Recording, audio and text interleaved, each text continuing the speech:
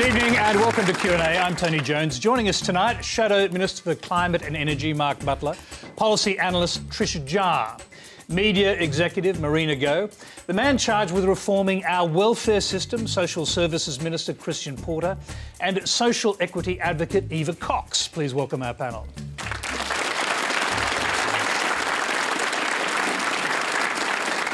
Thank you. Well, daylight saving has started, so Q&A is live on ABC TV in New South Wales, Victoria and Tasmania, and live everywhere else on News 24 from 9:35 Eastern Daylight Time. Or you can watch and listen live on iView, Facebook and News Radio. Our first question tonight comes from Kevin Brennan. South Australia cannot run an electricity grid, so why should they get any of our GST? They've shut down the coal and gas power, and now all the base power comes from Victoria because the hugely expensive and useless wind and solar power don't work. That storm was a disaster simply because they didn't have any base power. Their renewables, 40%, work occasionally on bright, breezy days, when the Greens are having another kumbaya vegan conference at the Hilton. They are buying their electricity from Victoria using our GST money. So does the panel think we should continue to support the horrendous inefficiency? Mark Butler, I think it's probably directed immediately to you, since you're from South Australia. I'm not sure Kevin's really made up his mind what he thinks about energy policy yet, but I think he's been listening a little too much to the Prime Minister over the last several days. It's not true to say that we've shut down a gas-fired power. I've got 4 gas-fired power stations in my electorate of Port Adelaide. Gas-fired power is still a very significant part of the energy mix in South Australia.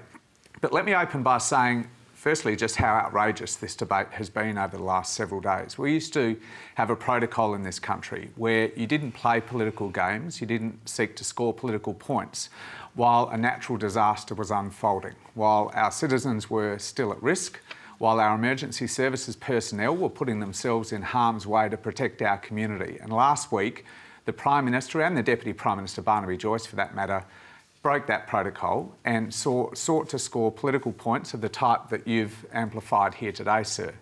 Now, that would be shocking enough if the point was well made. The really shocking thing, though, was that the points that Mr Turnbull has sought to make over the last several days are simply not founded on any truth.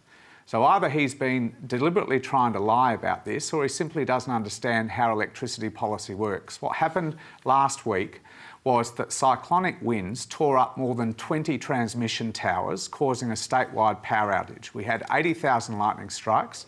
We had very significant flooding, which we still have in South Australia, which caused a transmission meltdown. Now, it's quite clear, if you ask any energy analyst, that would have happened if we were nuclear powered, if we were coal-fired powered, or if we have the mix that we do have, which is a mix of gas-fired power and renewable energy generation. Now, it's just outrageous to seek to make these political points while South Australia is still dealing with a natural disaster. Frankly, though, I look forward to having an energy debate with the Prime Minister, because this government has done nothing to contribute to an energy debate over the last 3 years, except say that coal is good for humanity and attack the renewable energy industry. Well, Mark, our questioner wants to come back in. Kevin Brennan, go ahead.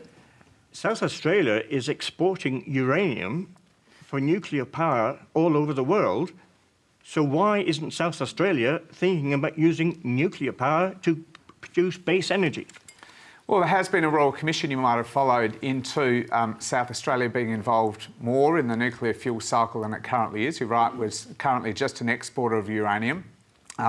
Currently, federal legislation and ALP federal policy, for that matter, prohibits any further involvement in the cycle, whether that's enriching uranium, using it for nuclear power, or having a storage facility. And even the Royal Commission didn't recommend the use of uranium for nuclear power here in Australia. It would take probably a couple of decades at least to set up a nuclear power station in South Australia. We don't have the workforce, for example, to do it. And I don't think the economics work for South Australia or for Australia for that matter. We've gone slightly off topic there. I'm going to go back to Christian Porter on the original question. And I guess what's been raised here by Mark Butler is whether the Prime Minister got it right in in avoiding the disaster and talking about the politics? Well, I mean, there's a real issue that has emerged, and I think reading some of the comments from Bill Shorten today, I mean, he sort of acknowledged that we need to have a discussion about this issue, and that is the way in which we set targets for renewable energy as part of a whole energy policy in any given state. And what's remarkable around Australia is you get these incredibly broad variations in the target. So just using one example, Queensland have set themselves a 50% target for renewable generation by 2030, and they're currently at 4.4%. Now, that raises, I think, a very good question. How are they going to manage to get there? And what are the effects, cascading effects of that in terms of the East Coast grid? And this is a debate that has to happen through COAG. I don't think anyone disagrees with that point. Everyone's now talking about the timing of that debate, or when it should have started or not started, but it's a real issue that we've got to deal with. Let me just quickly ask you this. Do you agree with the statement, given what you just said about Queensland, we must move to a situation where almost all our energy comes from zero emission sources by 2050? Well, who said that? Malcolm Turnbull. Yeah.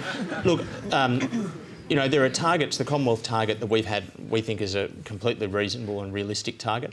But again, the question is how and what are the effects of doing that? So the South Australian target is 50% by 2025 and 100% as soon as possible. And what does that even mean? Does it mean what Malcolm Turnbull meant it to mean, which is that we have to reach zero emissions by 2050? Well, I don't know the context of when or where that statement was made, or what context, because I must say that's not government policy. And I can tell you the context if you like. I mean, he launched a zero emissions policy book, and when he did it, he said, you can't do this without a carbon price. With a carbon price, you'd unleash the infinite ingenuity of millions of people around the world. Well, 2010. Coalition policy is not for a carbon tax. We are meeting our 2020 goals. We'll meet further goals. We're one of the few countries on earth that is meeting our goals, and we're doing it without a very, very expensive tax on the generation of electricity. That's coalition policy. People will make up their own minds about whether they prefer that path or another path, but the path that we've chosen to meet our international obligations, which are fair and reasonable international obligations, is working, and it's working very well. It's not. Okay. It's simply not. Simply not working. Carbon pollution started to rise last year for the first time in a decade. We are now pretty much the only major advanced economy where carbon pollution is going up, not coming down. And the data that the government released during the election campaign in May confirms that pollution will go up year on year into the future because of the government's policies. Okay, the government's own data. You've made government's that, own data say pollution will be that higher point. in I want to hear from the 2020 other than it was panellists. in 2000. So I'll get a Weaver Cox. I think what's quite interesting in this debate is that it's a surrogate debate for whether or not we have certain types of production of energy things, so that it's the carbon pollution versus the non-carbon pollution and all of those things there. The real issue, one of the real issues that we need to address is why did we have those floods? Why are we having all of these extraordinary weather effects? It's all very well saying we're complying with our international obligations, but we do have a serious issue coming up if we're going to have many more of those types of storms, which we don't expect and nobody actually predicted. If we're going to have these sorts of things, we need to discuss urgently how we clean up some of the carbon excesses and try and reduce the possibility that we'll have another event like that, which is going to actually ruin the system. And that is not on the agenda. Trisha Joe. I actually think that the more interesting part of Kevin's question was about the GST. Now, perhaps you were just saying that to kind of make a rhetorical point, but I think that, perhaps separate from this specific issue, I think it is interesting to have a discussion about the extent to which the GST distribution formula, and this is something that Christian Porter no doubt... I don't think you can shift us onto the GST distribution formula. That was a rhetorical point he was making. The real point was about renewable energy and the issue with the storms. Yeah, well, I think, as far as I know, and I'm far from an expert on this, but my understanding of the actual energy experts, as Mark was saying, was that it was a transmission issue. So I'm not willing to point the finger at renewable energy or anything like that. But in terms of the extent to which we subsidise, inefficient or perhaps damaging policies at the state level, I think that goes well beyond a discussion about power and about a whole other bunch of things. And I think that that's a discussion we should be having. Marina, go. So I think the issue that we really need to discuss is how we secure our future, how we secure a better future for our children while achieving the two non-negotiables in this debate, which is really affordable energy that is secure. So the fact that we had an outage, everything that I've read, and again, I'm not an expert either, points to the fact that this is a one-off issue and it was affected by a ridiculously large storm, and there were towers that fell over, and so everything that I've read points to that. I'm not an expert, and I know that this is being investigated, but it's a big issue, and if we could solve it here, we wouldn't need our leaders, and we do expect our leaders to come up with a plan that will actually secure our future. So I'd like to see our emissions targets met. Let's go to our next question on the same subject. It's from John Donovan. Look, over the last few years, we've seen savage cuts to the CSIRO affecting climate research. We've seen cuts to the Clean Energy Finance Corporation. We've seen the establishment on completely bogus grounds of a wind farm commissioner. And now both Liberal Party members and independents are claiming completely erroneous links between the blackouts in South Australia and that state's commitment to increasing renewable power. My simple question is, why are politicians so afraid of renewable energy? Christian Porter. Well, look, I mean, I've read all of the transcripts of everything that's been said recently, and I just think stating that someone on my side of politics has made that link in the way that you suggest is just not the case. But in any event, the issue around renewable targets is that for every cause there's an effect. Now, if you set a renewable target of 100% or 50% and you put timelines on that, there's going to be a very substantial effect from as an individual state, trying to meet that target. Now, what we're simply saying is that through the COAG process, surely it's better to have an alignment and an understanding, particularly with an interconnected East Coast grid, between the states. I mean, look at the renewable energy targets for the states. 50% by 2025 is South Australia. No target in New South Wales, we're at 7.7%. Victoria, 25% by 2020. Queensland, as I said, 50% by 2030.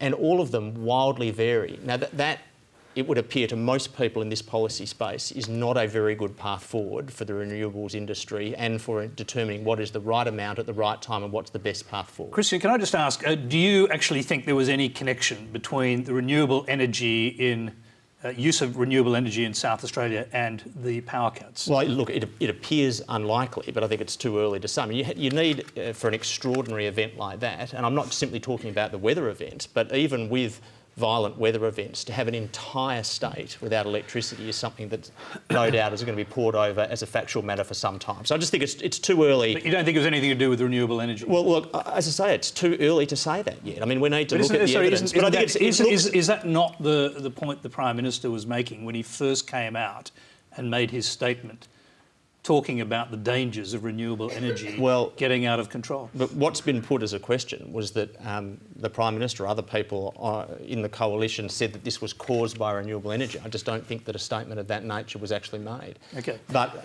Mark it's Butler, too early to tell. do you wish to disagree with him? Well, Malcolm's a great lawyer, and what he did was, in the middle of this crisis in South Australia, at a press conference and said, and now can we talk about the outrageous renewable energy target that South Australia has? Made a very clear connection at the same press conference and said that South Australian policies and other state policies were somehow undermining the security of the grid, when there is no evidence of any interruption to supply from renewable energy.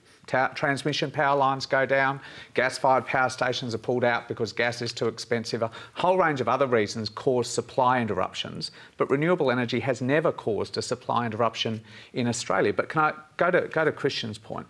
Because he's right, I think everyone would prefer that there was a single national renewable energy target. But this happened back when Howard was Prime Minister. He was so resistant, John Howard, to having renewable energy policy that the states filled the policy vacuum. That if there's a vacuum at a national level, states will fill it. Now we have Tony Abbott and now Malcolm Turnbull resisting any renewable energy policy beyond 2020. There is currently no national policy framework for building a single wind turbine or a single solar panel beyond the end of 2019. And the states have filled that vacuum again. Now, we'd prefer there was a single target in 2030. We've said it should be 50% by 2030, not just because we have to make deep cuts to pollution levels in our electricity sector if we're going to meet the Paris commitments that Malcolm Turnbull made in December last year. That's very important, but it's not the only reason. Another reason is that by 2020, about half of our existing generation infrastructure will be 40 years old. By 2030, 2/3 of it will be 40 years old. We are going to have to replace our energy infrastructure over the next 15 years. We'd like to do it with modern, clean, renewable energy. It's innovative. You know, innovation was Malcolm Turnbull's mantra. It appears from the last few days that his plan is to replace old coal-fired power with new coal-fired power stations. That's the only inference you can draw from what he has said about energy policy. I want to hear from the other panellists, but you better quickly respond to that. Well, I mean, you know, I part agree and part disagree, but surely if you are to have a national renewable energy target out past 2020, that has to be in a federation conducted through a COAC process, because the whole point here is that there is no point in having these really long-run federal targets if they're either undermined or overly supported by this massive variation in state targets. So whatever you think the history to this has been, and I would take some dispute with that, but we are where we are, and surely those long-run targets have to be delivered cooperatively through the COAC process. We might leave that subject there and move on. 2 weeks ago, Christian Porter flagged major changes to the welfare system. Let's turn our attention there, and our next question comes from Belinda Crosby. My question is for Mr Porter. Since the Liberal Party's inception in 1944, it's been in government for the majority of that 72 years, and yet, according to the policy statement, this is the first occasion on which the government has reviewed data on the welfare system. My question is, why is the government looking at data on welfare to inform its policy for the first time in 2016?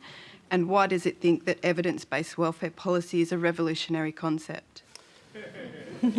So, I mean, both sides of politics have done their best to use data, but we're in an age where the data platforms that we can construct can allow us to amass better data, give better predictive modelling, and allow us to design better policy around the modelling. So the honest answer to your question is we've tried, both sides of government have tried, but it's really only been recently that we've had the tools at our fingertips to be able to deliver the data sets. Now, the data set that we have constructed, and we released a report, the first of 3 around the data set, cost $33 million to build.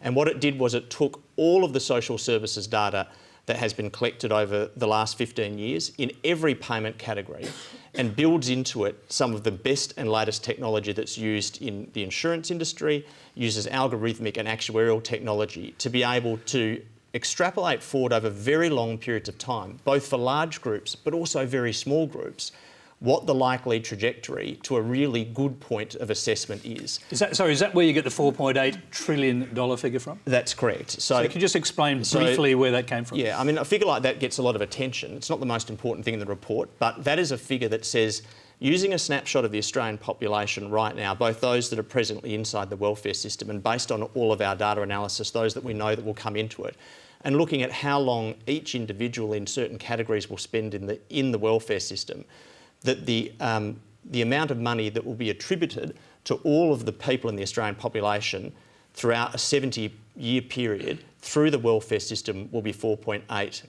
trillion, which is a very large amount. But the real genius of the information and why it is revolutionary important is that it lets us go down to really small groups of people. So I'll just give you one quick example, was the example of young parents, which I know is something that Eva has written on numerously.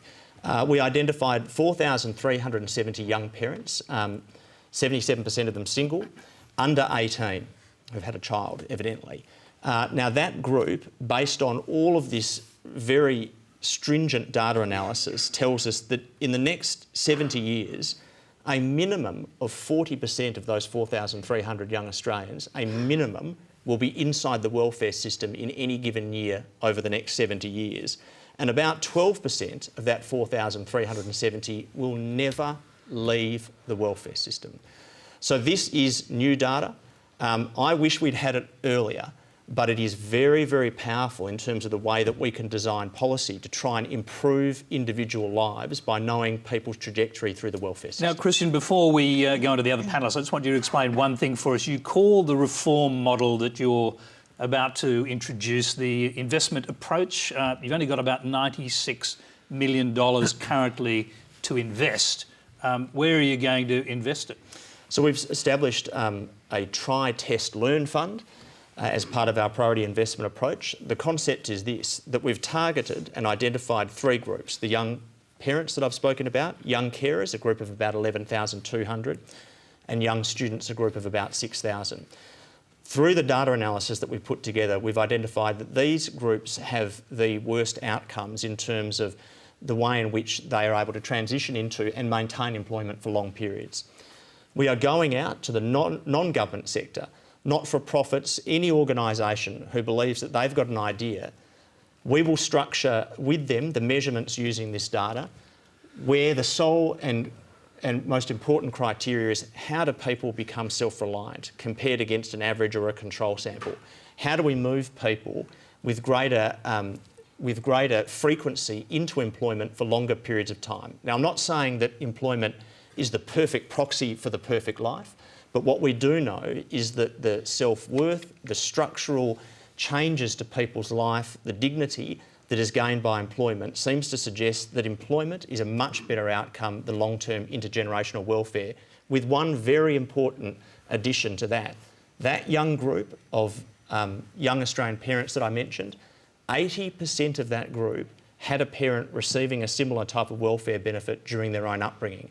So what the data also identifies is there's this intergenerational transmission of welfare dependence. So the money goes outside government to people with on-the-ground experience to tell us what they think should be done and what they should be doing, and we will measure them. OK, well, that sets up the discussion for us. Let's hear from the other panellists. Eva Cox.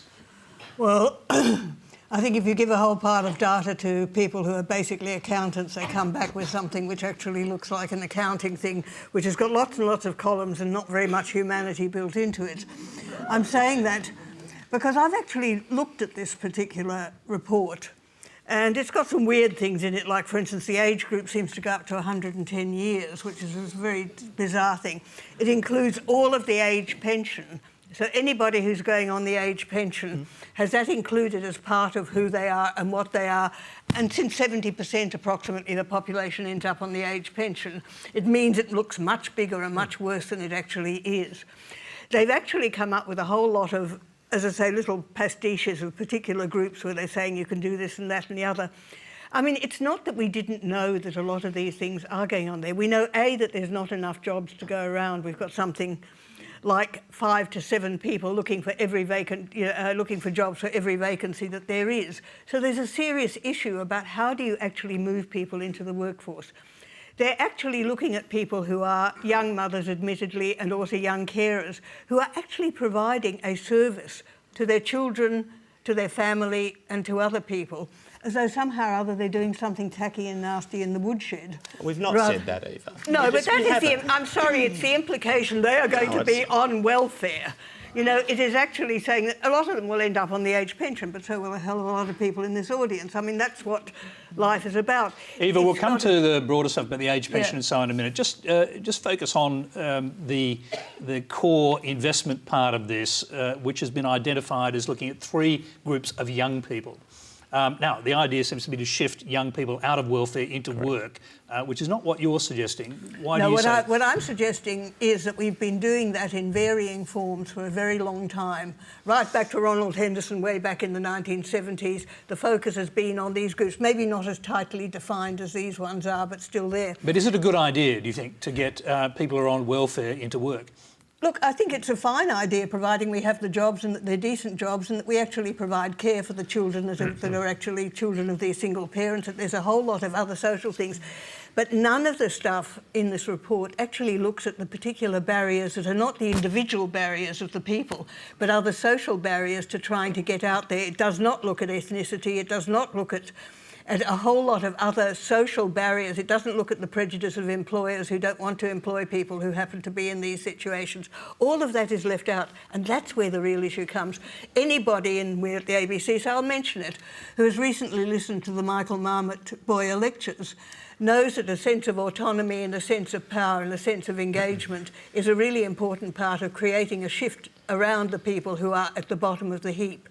This particular way of doing it turns them into ciphers in many ways. I just want to hear get a different perspective. Trisha Jar, you've looked at the report. What's your view of it? I'm quite optimistic. So I work in social policy, and part of that is looking at the general kind of, I guess, power of prevention-based approaches. I specifically have been looking at early childhood, but I'm also quite heartened by the approach that the government has taken, because I think that it's a great idea to be able to drill down into such detail and really focus on small groups of people and try and improve their lives by moving them into the workforce. Now, obviously, as the Minister has said, it's not a perfect proxy, but it is better than what we've got currently.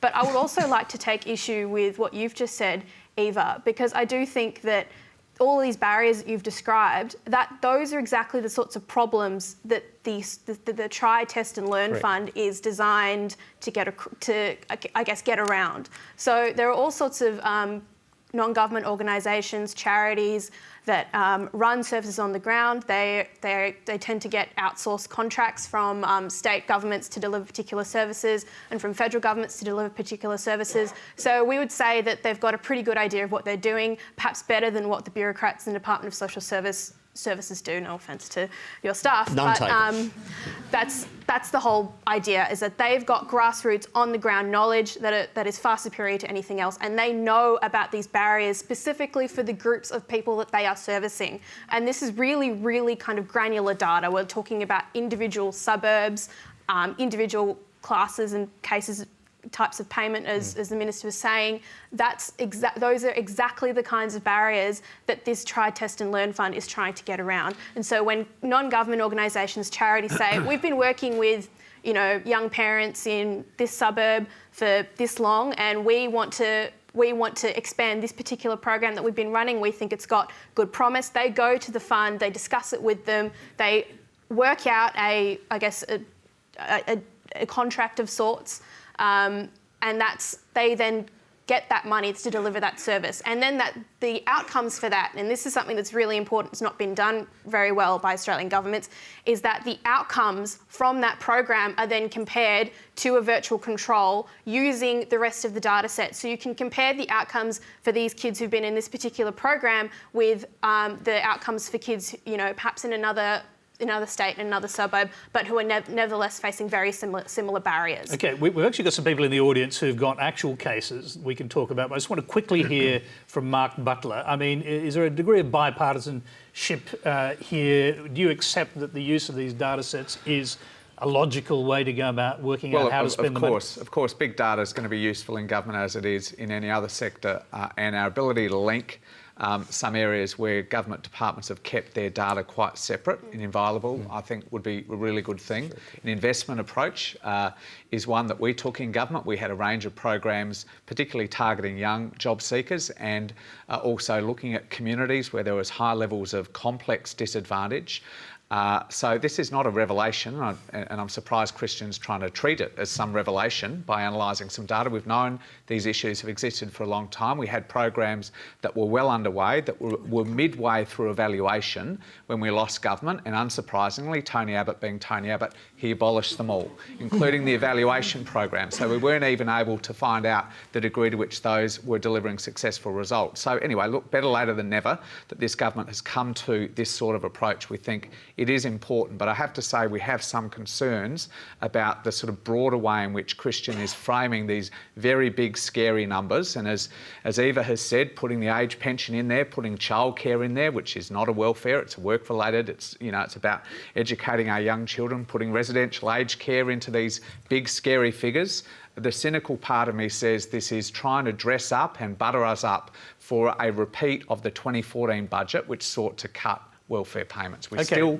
still have cuts on the books that would seek to cut youth allowance for 22 and 23-year-olds by $50 a week, by 20%, further inhibiting their ability to travel and, you know, seek jobs and all those sorts of things. So some bona fides on that side, I think, would help the chance of bipartisanship. Tony, Right. can I just... Well, yeah, no, we're Childcare gonna- and- sorry. Childcare and residential aged care are not part of this data set. Well, the Okay, $160 billion figure you talk about all the time, Well, Christian, yeah, but- $45 billion is aged pension, $10 billion is childcare, $10 billion But they're two is different residential measures. aged care. But I mean, Okay, the other... so we're not going to spend a lot of time arguing over the figures. We've got an actual case study in the room.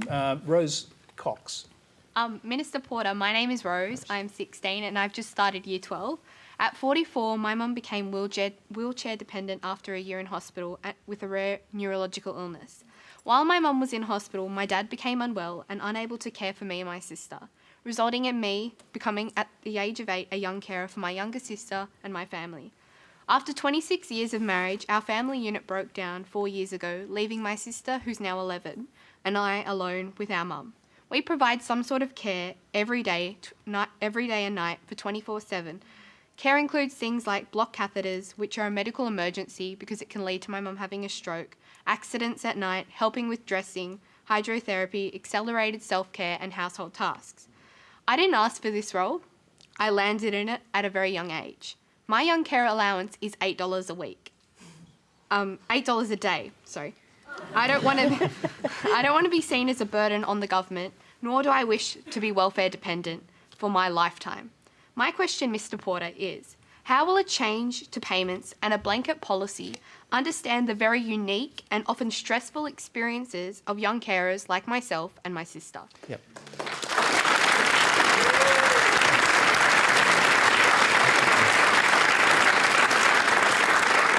Okay, Christian Porter. Well, I mean, what we're trying to do here is understand that inside a carer's allowance group or a carer's payment group, there are a range of individual stories, and some of them will look similar and many of them will completely dissimilar. So what we're trying to do is to understand why it is for the small group who might be sharing similar circumstances to your own, the outcomes have been nowhere near what we would hope for you in your future, for anyone who's sharing the experience that you're sharing. So this is not about blanket solutions, it's the exact opposite, right? What we're trying to do is to use all of the information that we have and to understand your circumstances and so get a better idea using personnel on the ground who have connectivity with your community, your suburb and your situation to tell us what it is that they think that they can do with our money, with the taxpayers' money through this fund, using this new and I think quite revolutionary data set to try and measure how the outcomes can be better for people in circumstances Okay, like so the yours. data set has gone down to one individual person. So I'd like to, in this case, so what I'd like to ask is your investment approach likely to give more money to someone like Rose, who's now getting $8 a day for all the work she just described? Well, there are two types of payments. Obviously, you're aware, the carer's allowance and the carer's payment, and they're at different rates. But what we're trying to do is to work out ways in which money can be transferred to you through programs that are going to give the maximum impact in terms of assisting people transition into employment into the future. So the young carers group that we identified through this research is about 11,200 young Australians under 25. They're on carers payment. And what we worked out is that that group, and of course care periods are usually limited. I mean, there will be some that will go on for very long periods of time, but generally speaking, there's a limited period to the care. But what we were finding through this data analysis is that when the care relationship ended, something has happened, so it's probably not unsurprising that for the young carer with the pressures they're under trying to care, and then also trying to continue their education, trying to keep their social networks, all the things that many of us take for granted, something was going wrong, so that when the care relationship ended, the long-term outcomes in terms of the transition into and the maintenance of employment were very, very bad. So of that group of 11,200, at any given point over the next 70 years, a minimum of 40% will be in the welfare system. And around 1,800 of that group will never leave the welfare system. And that's a terrible result for them and for their families. So what we're trying to do is design policies around very small groups using the data and the non-government sector with government money to assist us. Okay, I'll quickly go back to Rose. Now, listening to that, does that sort of fulfil any of the kind of vision that you might have for how to make your life easier and better? Well, I've got to juggle, obviously, my caring responsibilities and education. And for me, my education is the most important aspect of my life because it means that at the end of the day, I'll be able to get a job. And there's approximately 105,000 young carers in New South Wales. And we have one of the lowest tertiary education rates because we fall through the cracks. Yep. And the money that I get on my payment and the money that the government uses, I just think that there must be a better way that you need to do this. But the way that you propose, you have no ideas so far. Well, I guess the point is that government isn't the sole repository of every single good idea. And what has happened is that large amounts of money through different parts of welfare payments have flowed, and the sort of results that we're seeing in this data never improve. So what we need to look at is ways in which to tailor the expenditure and do better. And our view as a government is that the best way to do that is to go to the people on the ground who have regular contact through communities at the suburban level with the type of individuals that we're trying to assist and bring their ideas to us and structure the way in which the agreements to deliver services are contractually put together so that we can actually measure the outcomes and work out whether or not a given program or a given expenditure is actually producing the results that we would expect. So I think we're probably closer together than you might think. But yes, you're right. We don't have all the perfect answers here. OK, well, Eva Cox wants to jump in. We'll come back to the rest of the panel. I've got a particular concern because it goes back to the point that Mark was making. Australia is littered with pilot programs of similar characteristics, maybe not as finely financially done, but I mean, you know, we've got them all along. Many of them get cut out. They get cut out because they're not sort of embedded into the system. The record of your portfolio in using data in order to improve things is not good. I can show you things around the basics card and the various other things and the cashless welfare card where all of the data just gets ignored. The cashless welfare card's working. No, it's not. Yes, it is. No, it's not. Go online and have a look at the Facebook. Look at all the people in Ceduna that couldn't actually buy any food because they couldn't get any cash over the last few weeks because there was no electricity.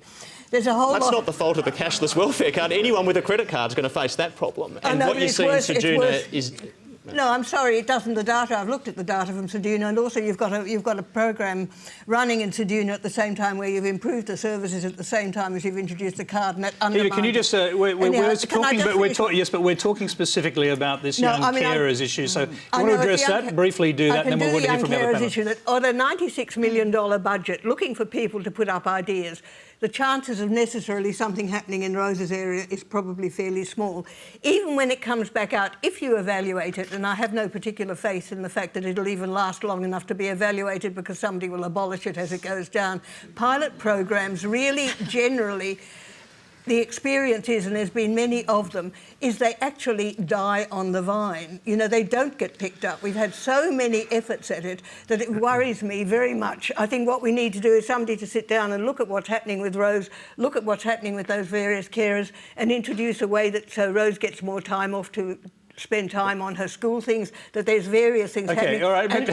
If I understood it correctly, that's sort of what the Minister was suggesting would happen. Put in an application, Eva. We'd love to. No, because I have no faith in the fact that a small program of pilots like this is ever going to make it into policy because we've never seen it happen before. Well, isn't that what happened with the NDIS? It started with pilots, now it's being rolled out across the nation. And there's serious problems in the way it's being rolled out. All right. Let's hear from the other panellists. Sorry. Marina, you're listening to this, and I think a lot of people around the country will be listening to Rose's story and thinking, oh, my God, how does she do this? Yeah. How does she survive? And there are a lot of people like Rose out there. And I think the problem with this debate is often the language that's used and the assumption that people that are on welfare choose to be on welfare, and they don't. And I'd like to see greater investment in someone like Rose so that Rose can get her education, because that's the fastest way for her to be off welfare in the future. And so I'm hoping that your new approach, and I like the fact that the government's trying something new, but I'm hoping that your new approach will result in someone like Rose being able to educate herself and then eventually come out of the welfare cycle in the future. But I think we really need to look at why people like Rose are on the welfare cycle in in the first place. And as Rose talked about her parent, there are lots of people like Rose out there. I mean, I hear stories like this all the time, and it's heartbreaking. And we can't leave them. We just can't. Trish. Well, firstly, thanks, Rose, for coming here and telling us your story. I think I saw you covered in the papers as well. Was that you? Yeah, and I think you said that you wanted to work in policy. Well, that's a great thing. I can highly recommend it. I think I don't really have much to add compared to what everyone else has kind of said already, but I do think that this approach provided, and Eva's made some excellent points about the capacity of evaluation, and I think if we can do this correctly, then we can make a difference to the lives of people like you. I mean, it's obviously when we kind of talk about it, and if you read the baseline evaluation report that the ministers put out, like you look at it and it's quite scary even to someone like me, and I do this for a living. I kind of look at that and go, oh my God, what does that mean? So I understand that it can be quite kind of intimidating looking at that, thinking, what does this mean for, my $8 a day? But I think that if we combine, for example, the policy movements that are happening with the NDIS with the support that is going to be offered to community groups that already try and help, people like you or people in similar situations, then there's a real capacity for that to change. And perhaps I think the Minister might be able to elaborate on this, but is the $96 million for anyone or just for... I want to hear from Mark Butler first because he hasn't had a chance to comment on this. Of course. Look, I had a bit of a go earlier, but I think Rose's point also emphasises that Christian needs to talk to his education minister as well. At the end of the day, education is a critical pathway out for young people into the sorts of futures that everyone's talking about, and not necessarily in Rose's case, which I don't understand fully, obviously, but certainly in a lot of the areas I've worked in, where there are substantial numbers of complex disadvantage, the quality of the local school is critical, and that's what the Gonski School Funding Program was all about. And Christian should have a talk to his education minister about the out years of a proper needs-based school funding program and good post-school education as well. All right, 30 seconds on that, Christian Porter. Well, I just think, Rose, I mean, again, we're trying to work out what it is that is particular to your circumstances that we can do that can assist. And what I've heard, and particularly with Eva, who strikes me as a little bit more pessimistic than we are with respect to these... Been doing this for a very long time. But we've now got information available to us that just has never been before government in the way that it is now. And what it allows us to do is to track programs longitudinally. What I would say to you, Rose, is that one thing we can't do is just leave things as they are, right? Because it's really not working for quite significant groups who have terrible long-term outcomes, which then seem to get passed on intergenerationally. So I would hope very much that you get into policy. This is where it's at. And the thing about policy now compared to 30 years ago is we're doing it in a far more evidentiary-based way, and that's the great gift that we can do. We've got a few more questions on this subject. One from Margaret Major. Mr. Porter, a person in their 60s has worked all their life but now is crippled with arthritis, applies for a disability pension but is turned down and told to do retraining. How fair is this when young, fit people who could work and or be retrained are getting government payments and these people have never paid tax?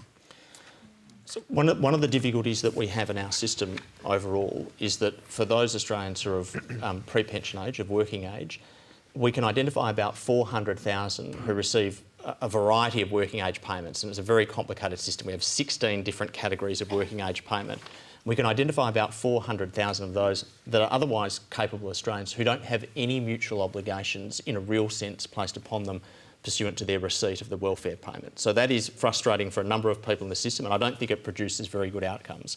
Now, I don't know about the particular circumstances of an individual application to the disability support pension, but of course there are well-known assessment tables and criteria around. There seems to be a general point being made here, though, that young people should bear the burden of welfare reform, not the old who have worked for a long time and paid taxes. I mean, do you agree with that general point? Well, as a general principle, I think that's fair. We had to make some very difficult decisions around the pension asset test, which was about trying to have a sustainability to the pension system. I mean, when I was born in 1970, there were 7 working Australians to every 1 pensioner. Today, it's about 5.5, and in the not too distant future, it'll be about 2.5 working Australians to every 1 pensioner. So we have a real demographic issue in the pension. We have had to make some difficult decisions around the pension asset test. But we changed the pension asset test so that a situation couldn't arise that we'd identified where someone can have a home of unlimited value, $1.15 million in super or liquid assets in the bank, and still be receiving a part pension. We just did not think, as difficult a decision as that was a sustainable path forward given the demographic challenges we're facing. We've got a few questions, but Eva Cox, you're shaking your head, so you obviously want to jump in. Keep it brief if you can. Yeah, I know, I'm sorry, but I mean, the problem is that when you're close to 60 over, your chances of getting a job are zilch because employers don't really want you. They're being put off the idea of going on to the DSP is a change and has happened. And if you're so worried about age things, do something about superannuation tax concessions, which now cost us more than the age pension, rather than banging on about fixing the age pension.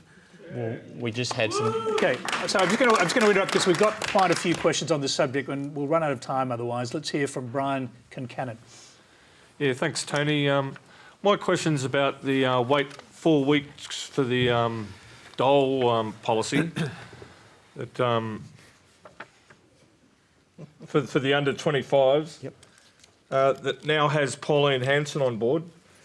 I'm all for saving taxpayers' money and steering kids into employment, but I feel this policy is unfair to the young and vulnerable and will place an unfair burden on parents and relatives. Mr. Porter, do you think you'll get the numbers needed from the remaining senators, and do you agree that if implemented, some vulnerable people will fall through the cracks and the streets could be unsafer as a consequence?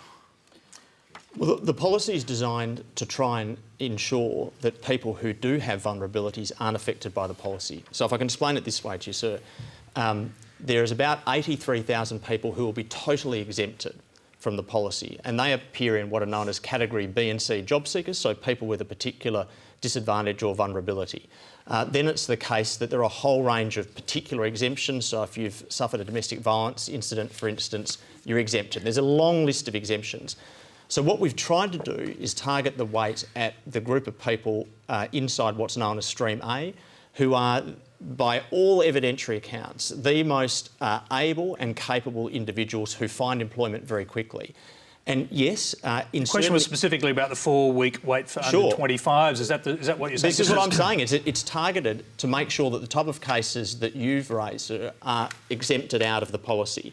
And what it's meant to do is acknowledge the fact that there are a group of young job seekers who do find employment quite readily, quite quickly, and to try and make sure that every effort is made at the very earliest stages to divert them from a system which we know, based on a whole range of data we now have available, once you are drawn into, your chances of staying in for long periods rise really dramatically. Now, you're right, it may place a little bit of strain on family relations and familial finances for very short periods of time, but we're not doing it for anything other than to produce this result, to divert people that we've identified as the best people in terms of their ability to get a job away from the system at the first instance. So I've got to interrupt you there because we want to hear from the rest of the panel. Mark Butler, we'll start with you. And the measure was rejected by the Senate last year. Yeah, and we'll vote against it again.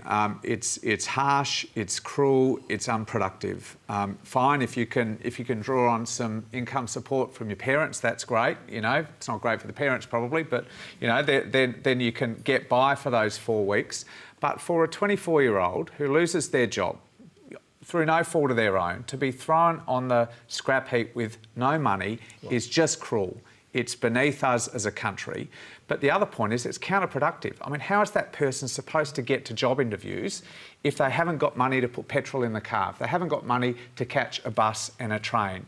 It saves a very small amount of money on the budget, Christian. It just, you know, you might dole it up with exemptions and some big data again.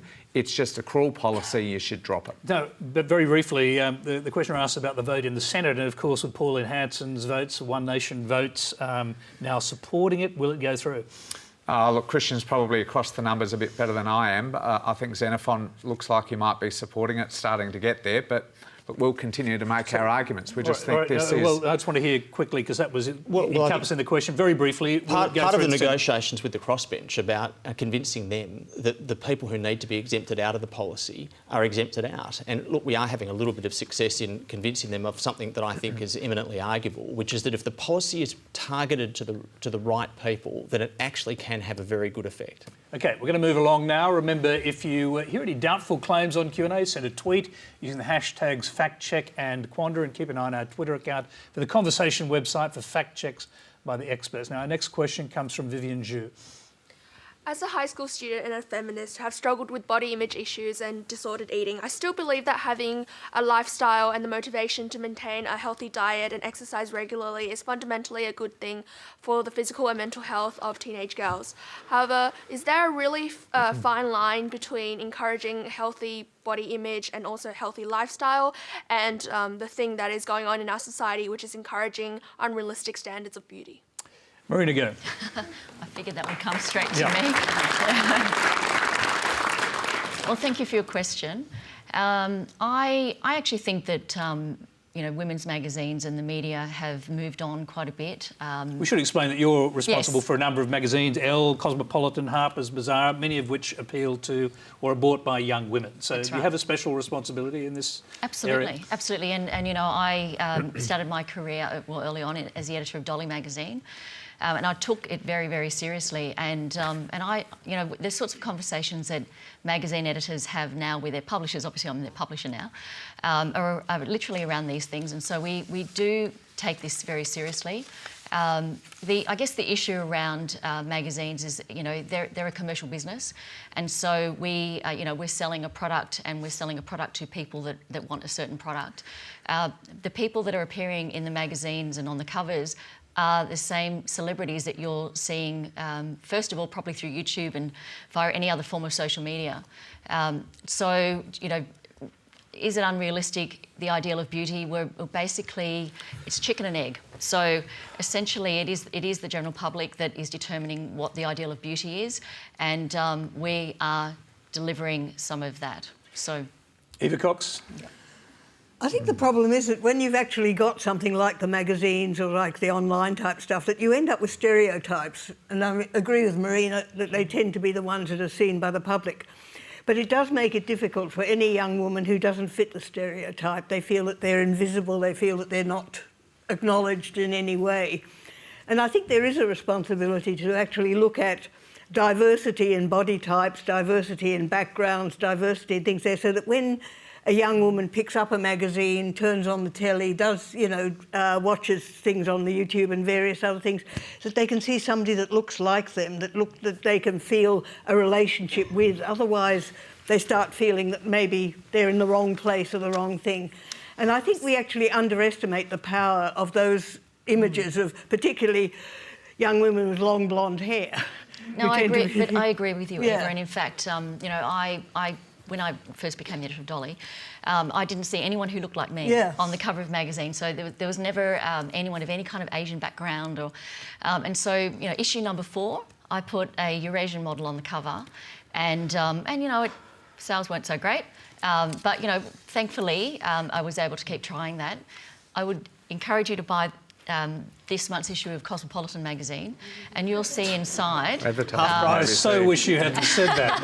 And you'll see inside. No, for the reason that I just want to make sure that everyone understands that the stereotypes that you describe were really from 30 years ago. So there are different shaped bodies in there in fashion shoots, and we have women from all sorts of backgrounds. Don't see too many on the front cover, though, do you? No, you absolutely do. I mean, we have a Kardashian on the cover, and they're not. The Kardashians are of different body types. So we're talking body types. Okay, Trisha. Thanks for your question, Vivian. I think it's interesting the way that these things are developed, because when I was in school, which actually wasn't that long ago, that was definitely the issue that I saw. I'd pick up a cover of Dole magazine and I'd kind of flick through it and I'd look at all these, particularly the makeup tips. I mean, they just weren't designed for people with my skin tone. And no doubt, as an ethnic minority, you've kind of found that issue where you're just kind of looking at these magazines and you're like, none of these women look like me. And I absolutely think that that's something that's important. But I think the other thing is that it's really, really changing, and it's only going to, I guess, change more and become more representative and more diverse as, you know, the demographics of societies change. Like in the United States, for example, like their racial demographics are shifting heavily in the next 10 to 20 years. You know, in Australia, we've got more and more people from ethnic minority backgrounds, particularly ethnic minority women, who are occupying places occupying places in the public sphere, in Parliament. And I think that those things are getting better. I think that actually one of the things that has improved as well is the way that schools educate and inform students on how to be literate around the media. And I think that sort of started, you know, when I was in school. And I think that it was kind of to the point where I was just kind of like, yeah, I've heard all this before. I don't need to be told about it. But, you know, perhaps some schools aren't doing as well as others. But I do think that it is important. And I think and I hope that it is changing. And I think the one way that we can perhaps hurry it along a bit is to have kind of more diversity, more representation in the public square. Mark Butler wanted to... I'll come back to the question in a moment. She has a hand up. Mark Butler wanted to jump in as a father of daughters. Well, I was at high school a lot longer ago, and I've got a slightly stronger view about this. I think our cultural industries, entertainment, magazines and so on have improved in terms of diversity, but I don't think they have in terms of body image around weight. I think the sorts of editions... Is that what they're called? Yes. Of Cosmo and others that you're talking about, Marina, are the exception rather than the rule. And I think still there is too much of a gap between the sort of idealised female image in magazines and the reality. There's too much of a gap. And every youth survey that we do every year shows that this rates in the top 3 personal concerns of young people. And as I go back to thinking about myself as a teenage boy back in the 1980s, this was a very significant issue for young girls I was growing up with. At the less serious end, in terms of a loss of self-esteem and self-confidence, at more serious end, you know, poor diet and so on. And at the very serious end, eating disorders, which are the mental illness type which has the highest mortality rate. This is a very significant issue. And I think we've got to understand that cultural industries, magazines, entertainment industries project a cultural bias or a cultural norm that influences the community. And over the years, we've seen some of those negative biases or norms start to wash out of the system. The old idea of smoking being cool, that was still a cultural norm back when I was young, that's gone.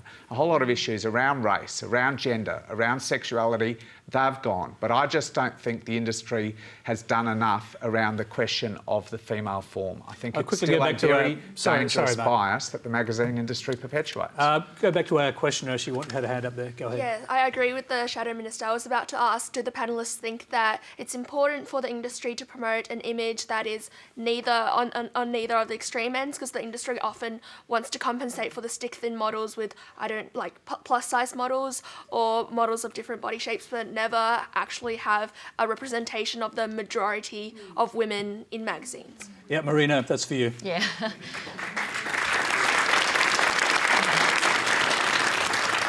So again, I would, clearly the industry has a long way to go. I completely agree with that. However, it has moved a lot since the stereotypes that we keep talking about. So I'm not sure how many of you have looked at a magazine lately, and I won't ask everyone to go and buy my magazines again. But I would encourage you to go and have a look, because a lot of good work is being done. And I think people are recalling what they've seen over many years. Yeah, I'm sure. And you'd have to say the industry doesn't have a great record in that regard. No, well, the history is not so great, but the future is looking a bit brighter because we do actually have discussions around diversity. So, it is an issue for us, and we need to be representative of the community, because if not, we will die as an industry. You're not going to keep, particularly now the conversation has moved on a lot. Most people are talking about it and have an issue with it. So we actually do need to do something about it, and we are doing something about it. I honestly can tell you that the magazines are more diverse, offer more diversity with regard to race, body shape, everything in magazines now than when I started, 30 years ago. Eva wants to jump in very briefly. A very brief point, because I think your point about normality is actually important, because I do think, yes, we get diversity, but as you say, it's often not normal. And it's actually being able to look at every picture and being able to see people that are normal rather than very slim, and also they may be fatter, so that term normal has to be hung on to as a really important criterion. People come in all shapes and sizes, and so there isn't really no one normal. No, but okay. And in fact, that's what we're trying to get away from. Right. We've got time for one last question. It comes from Damien Levita. Hi, thanks for taking my question. Good evening. My question's for Mark and Christian, or I guess more broadly the political establishment. In the recent US presidential debates, Trump said it was smart to pay no tax. Why do the weak suffer what they must while the strong do what they can? Isn't the purpose of a modern polity to democratically reallocate resources? Christian Porter.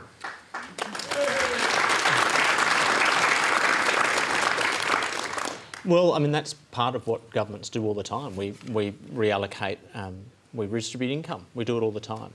I don't think that we've got a comparable situation to America. I mean, the largest growth in asset wealth in Australia recently was in the lowest quintile. I mean, there are things about our system that work very well. I certainly advocate everyone paying their tax, whether you're a big business or a large wage earner or whoever you are. What about the idea of political leaders actually revealing how much tax they actually pay? Would you think that would be a good idea in Australia? Well, I mean, of course, that's a very controversial issue in America at the moment, and there's a lot of privacy issues around people's taxation, but we have quite strong disclosure rules in federal parliament about the assets that we own. Trusts that might exist and so forth. But the question, the Trump thing's about his income tax, and we don't reveal political leaders' income tax in Australia, and do you think we should? No, look, I think that there's great transparency in Australian politics without going down that American road of massive invasions of individual privacy, and it might put off people from politics. But one thing I would just say to you is that part of what I'm trying to do, and what the government's trying to do with this new data set, is that when we redistribute money from one group to another, that actually doesn't tell us anything about whether or not the paper change in inequality is actually improving a single individual life. Yep. Like, it's how we spend the money and the way in which we track that longitudinally to actually measure outcomes. We have a very progressive tax system, so a very small number of people at the high end of our tax system pay a massive amount of personal income tax, which funds a lot of the welfare system, and parts of it work quite well. Okay, Eva Cox, we'll have brief answers from everybody because we're running out of time. I think it's an interesting question because you're talking about redistribution. And I think some of the stuff that's coming out, maybe not intentionally from Christian's thing, is about cutting redistribution. It's about seeing it as something that's problematic. And I think that that's where people are becoming disillusioned, because there is a feeling that we should be redistributing much more and much more comfortably, and that redistribution needs to be seen as a good thing rather than something bad, and that's what the Trump issue is. And I think that we do need to support the idea that we are a wealthy country and we can afford to redistribute, so we don't have to panic about big sums of money. Marina, the question really was about Trump. Yes. Had a broader sort of point at the end, but a pretty amazing moment during a debate for someone to say, oh, it's smart not to pay tax. Absolutely, and it's just appalling, though, that he's been called a genius for doing so. When, you know, it's always the people who can least afford it that have to pay for taxes and running of the country, and I just think it's a disgrace. Trisha. I think there's a broader issue here about what it is that means that Trump can kind of say, oh, you know, I'm smart for not paying any tax. And really what that means is that your financial affairs are so complex and they're kind of subject and, I guess, specially treated by all sorts of kind of loopholes and exemptions. And I suspect we would all disagree about what those loopholes and exemptions consist of. But, you know, there's that thing where certain people, high enough incomes, complex enough business affairs can take advantage, and wage earners, ordinary wage earners, like most of the people in this room, do not have that privilege. Mm-hmm. So I would like to see greater kind of simplification of taxation laws, so everyone is kind of in a situation where if this is the tax bracket you're in and these are the circumstances you're in, this is how much tax you pay. That's the kind of thing I would like to see. But I think it's interesting that we haven't really had anyone in the public square say anything like that in Australia, with the possible exception of, I think, Kerry Packer at a Senate inquiry. God, when was it? 20 years ago? Yes, he said if anyone in this country doesn't minimise their tax, they want their head read. Mark Butler, briefly, I imagine you'll be bipartisan on the issue of not releasing the tax returns of political leaders in Australia. Well, I've got no particular problem with doing that. I mean, we don't have Trump-type people in Parliament with the sort of financial background that Trump has. I think that the really curious thing about this is that Trump is a beneficiary of something that's really infecting all sorts of Western politics, and it's essentially two economic stories, one of which is stagnating wages. And it's starting to happen here in Australia after good wages growth for many years. Wages are as flat as they've ever been here in Australia, but wages have been flat in America for decades. So you're seeing very significant rising inequality between the sort of poor and middle class and the rich, of which Trump is obviously one.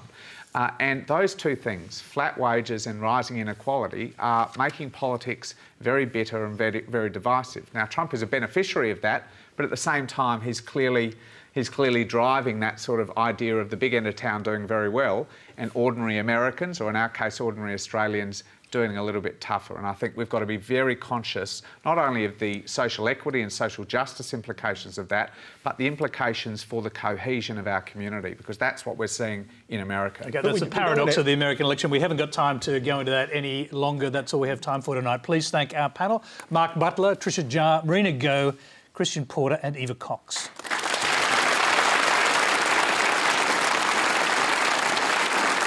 Thank you. Now, next Monday on Q&A, we'll turn our attention to Australia's policy on refugees. Joining the panel, the architect of the federal government's sovereign borders policy, retired General Jim Molan. Visiting Lowy Fellow and chair of the World Economic Forum's Council on Migration, Khalid Koza.